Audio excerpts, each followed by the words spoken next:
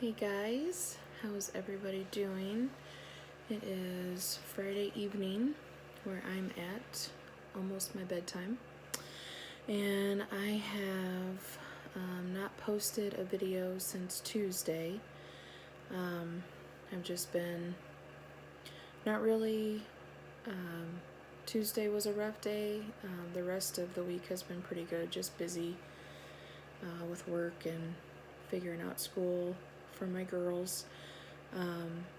But I was going to wait and record this video in the morning, but when I went and looked earlier this evening to see what the Psalm 10 blog would be that I was planning on sharing tomorrow, I just got a sense that maybe there was someone that needed to hear this tonight.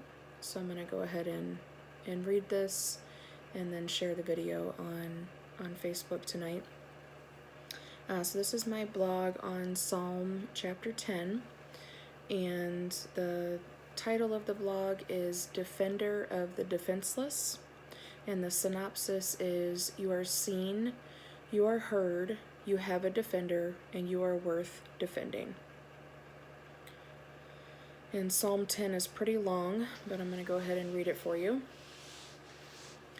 Why, Lord, do you stand far off? Why do you hide yourself in times of trouble? In his arrogance, the wicked man hunts down the weak, who are caught in the schemes he devises. He boasts about the cravings of his heart. He blesses the greedy and reviles the Lord. In his pride, the wicked man does not seek him. In all his thoughts, there is no room for God. His ways are always prosperous. Your laws are rejected by him. He sneers at all his enemies. He says to himself, nothing will ever shake me. He swears, no one will ever do me harm. His mouth is full of lies and threats. Trouble and evil are under his tongue. He lies in wait near the villages. From ambush, he murders the innocent. His eyes watch in secret for his victims. Like a lion in cover, he lies in wait. He lies in wait to catch the helpless. He catches the helpless and drags them off in his net. His victims are crushed. They collapse. They fall under his strength. He says to himself, God will never notice. He covers his face and never sees. Arise, Lord, lift up your hand, O God. Do not forget the helpless. Why does the wicked man revile God?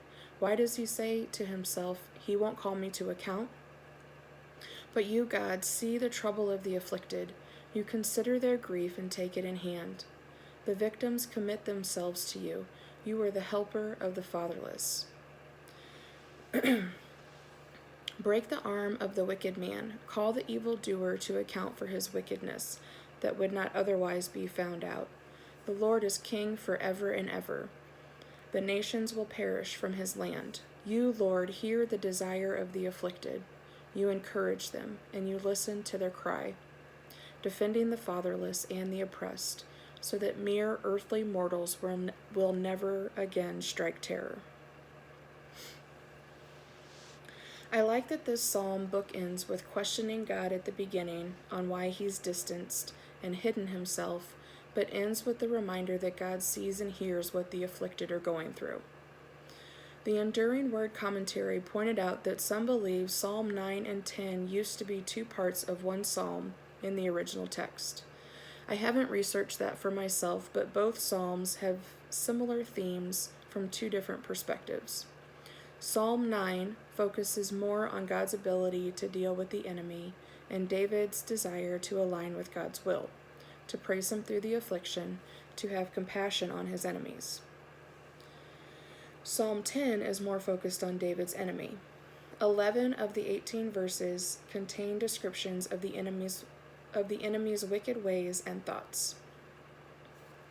Something that stood out to me as I was reading verses 2 through 11 was that although this was David describing actual wicked men seeking to do him harm, this seems to be a very fitting description of Satan. Verse 2, arrogant, hunting down the weak. Verse 3, boasts of the cravings of his heart, blesses the greedy, reviles the Lord. Verse 4, prideful, no room for God in his thoughts. Verse 5, appears to be excuse me, appears to be prosperous, rejects God's laws, sneers at his enemies. Verse 6, thinks nothing will shake him and no one will ever do him harm. Verse 7, mouth is full of lies and threats, trouble and evil are under his tongue. Verse 8, lies in wait, ambushes and murders the innocent. His eyes watch in secret for his victims. Verse 9, lies in wait like a lion, waiting to catch the helpless, drags them off in his net. Verse 10, crushes his victims, they collapse and fall under his strength. Verse 11, says to himself, God will never notice, he covers his face and doesn't see. Just about the time we're convinced that the enemy has complete control of the show, verse 14 comes in like our knight in shining armor. But you, God, see the trouble of the afflicted. You consider their grief and take it in hand. The victims commit themselves to you. You are the helper of the fatherless. I like the phrase take it in hand in this verse. The dictionary definition for this phrase is start doing or dealing with a task. Some of the synonyms listed are set one's hand to, grapple with, take on, attend to, see to, sort out, take care, pursue, handle, and manage. I'm picturing God looking down on a situation or seeing the trouble I'm in, or the trouble that you're in. He sees our heartache. He sees where we are weak and helpless. He sees our grief. He sees where we feel trapped and tripped up by the enemy. He sees us being dragged away in the net. He steps in to take over, to take the situation in hand. Verses 17 through 18 say that God hears the desire of the afflicted, that he encourages them and hears their cries. He is the defender of the defenseless.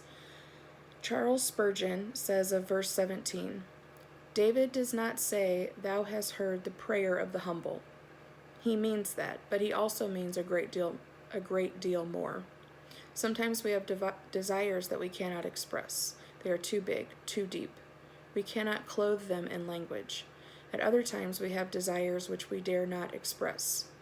We feel too bowed down. We see too much of our own undesert to be able to venture near the throne of God to utter our desires. But the Lord hears the desire when we cannot or dare not turn it into the actual form of a prayer. It blows my mind that God is just that good. He is good, and he is good to us. We are fatherless children wandering around weak and helpless, being preyed upon by the prowling enemy. It may feel like God is standing far off, but he sees you. It may feel like he has hidden during your time of trouble, but not only does he hear your cries for help, he hears the unspoken desires of your heart. Be encouraged. You are seen. You are heard. You have a defender, and you are worth defending. So that is my blog on Psalm 10. And this idea of being seen and being heard is something that I feel like God has to speak to my heart quite a bit. So if you're in that place right now where you feel like God isn't hearing you, or God's not answering you the way that you want him to, or the situation doesn't look like it's playing out the way you thought it would, I would just encourage you to hear these words, that you are seen, you are heard, you have a defender, and you are worth defending. The enemy is going to try to convince you otherwise, that you're invisible, that you don't have a voice, and that you're worthless, and that's not true. You have great value, and if nobody else in your life is telling you that, I hope you hear that tonight. So I hope there was something in this blog that was encouraging to you or helpful to you. And if you're struggling, I would encourage you to reach out and ask for help or ask for prayer, because you definitely don't have to go through whatever you're facing alone. And I will be back tomorrow with my blog on Psalm 11.